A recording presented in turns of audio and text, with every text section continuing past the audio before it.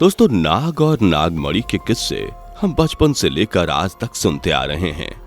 भारतीय लोगों में यह विश्वास होता है कि एक नागमणि धारण करते हैं जिसे नाग मणि कहते हैं, और ये कुछ और नहीं बल्कि एक बेशकीमती हीरा होता है। चलिए जरा ये क्लिप देखिए।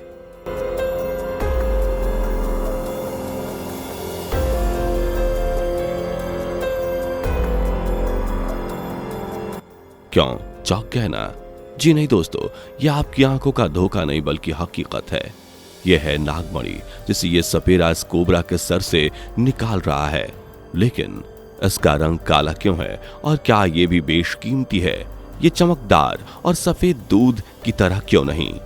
नागिन सीरियल अगर देखा हो तो उसके हर सीजन में नागों के बीच की लड़ाई नागमणि को लेकर ही होती है। नाग और नागमणि को लेकर बॉलीवुड और छोटे पर्दे पर अब तक फिल्में और सीरियल्स बन चुके हैं।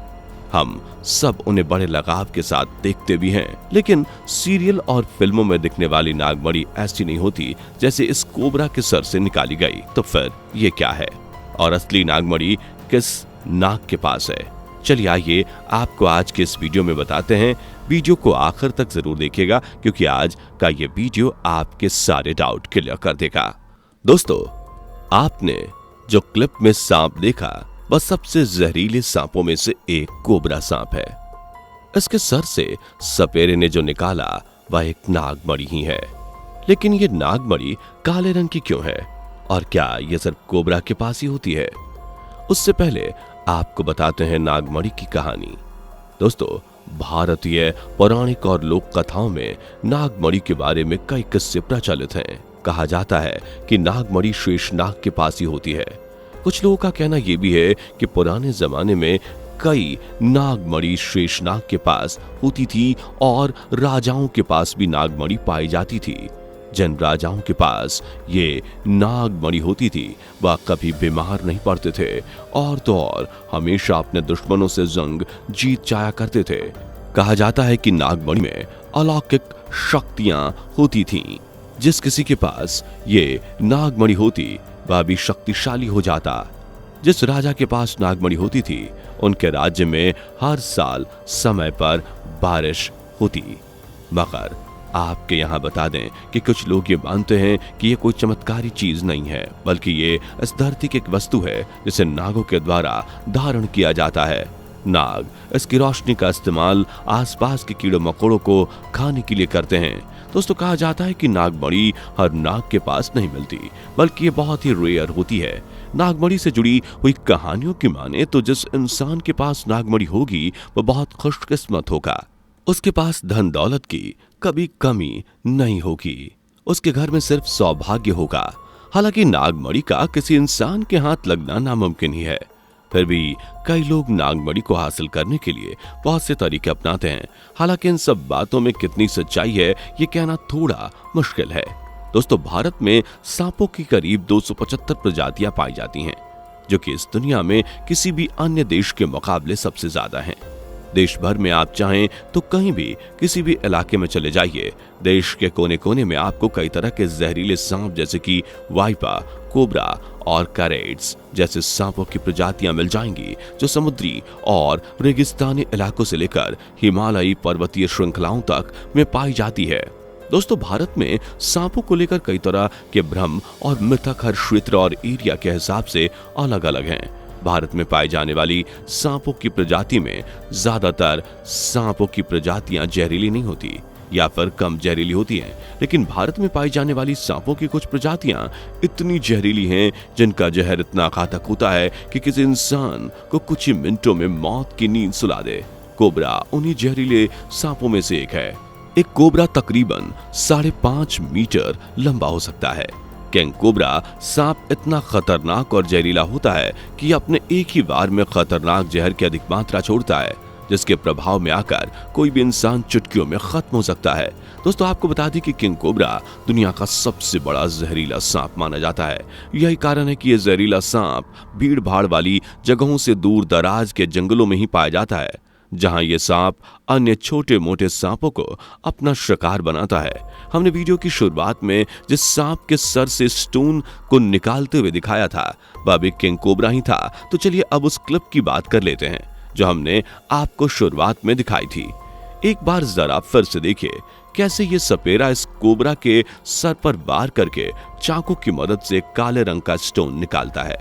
ये काले रंग का स्टोन एक नाखून के बराबर का है।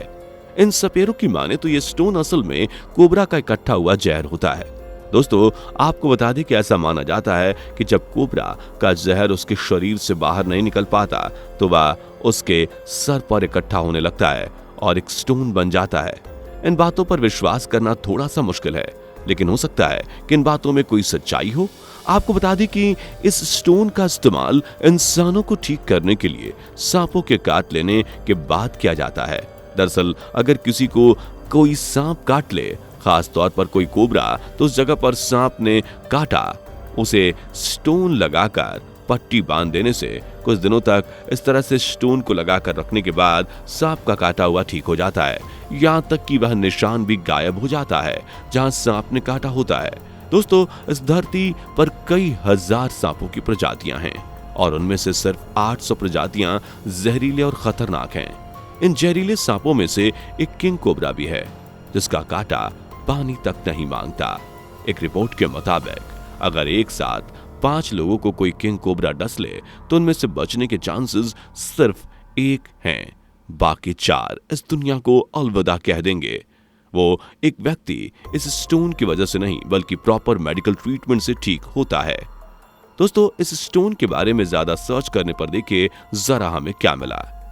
यहाँ पर आप देख सकते हैं कैसे इस डमी सांप में ये स्टोन डालकर दिखाया जा रहा है। ये वही स्टोन है जो किंग कोबरा के सर से निकाला गया था। असल में ये कोई प्राकृतिक स्टोन नहीं है बल्कि ये इंसानों की जालसाजी का एक उदाहरण है। ये सपेरे इन स्टोन्स को बेचने के लिए इस तरह की मार्केटिंग स्ट्रेटजीज अपनाते हैं। पहले किसी भी सांप के सर में इस तरह के स्टोन को डालते हैं और फिर लोगों के सामने उसके सर से स्टोन को निकालने का दावा करते हैं। ये सपेरे स्टोन को ये कहकर बेचते हैं कि ये एक उपयोगी स्टोन है जिसे रखने से घर में खुशियां आएंगी और तो और सांप का जहर खत्म करने के लिए दवाइयों की तरह काम करेगा। इन झूठे वादों की वजह से कई लोग इन स्टोन्स को ऊंची कीमतों पर खरीदते हैं। स्टोन खरीद कर घर लाने में कोई दिक्कत की बात नहीं क्योंकि अब तक आपकी जेब ठगी जाती है, मगर कई बार सांप के काटे जाने पर जब मरीज को डॉक्टर के पास ले जाने की जगह इन स्टोन का इस्तेमाल किया जाता है तो लोगों को अपनी जान से हाथ धोना पड़ता है। इस तरह के फ्रॉड कई जगह होते हैं, पर अफसोस की बात यह है कि लोग ऐसे लोगों पर यकीन भी करते हैं। हालांकि इस बात की हम पुष्टि नहीं करते कि नागमणि असल में होती है या नहीं, मगर यह हकीकत है कि इस क्लिप में दिखाई गई ये तकनीक सिर्फ सपेरों के दिमाग की उपज है, कोई हकीकत नहीं। दोस्तों जरा सोचिए, बेजुबान जानवरों को किस तरह से इन स्वार्थी लोगों ने अपने फायदे के लिए जान से मार दिया। इंसान इसी फितरत के साथ जीता है और सिर्फ अपना फायदा ही देखता है, लेकिन अपने स्वार्थ में किसी की जान के साथ खिलवाड़ करना भी तो ठीक नहीं है ना। आपका इसके बारे में क्या सोचना है, हमें अपनी राय कमेंट करके जरूर बताइएगा। वीडियो अच्छी लगी हो तो लाइक और शेयर जरूर करिएगा। अगली वीडियो में फिर से मुलाकात होगी एक और दिलचस्प सी वीडियो के साथ। इसी तरह के रोचक जानकारी वाली वीडियोस को देखते रहने के लिए हमारे चैनल को अभी सब्सक्राइब कर दीजिएगा। नई वीडियो की अपडेट सबसे पहले पाने के लिए बेल आइकन को प्रेस करना मत भूलिएगा। फिर मुलाकात होगी, बाय बाय। दोस्तों आपको स्क्रीन पर 2 और वीडियोस दिखाई दे रही हैं, जिसे देखने के लिए स्क्रीन पर क्लिक करें।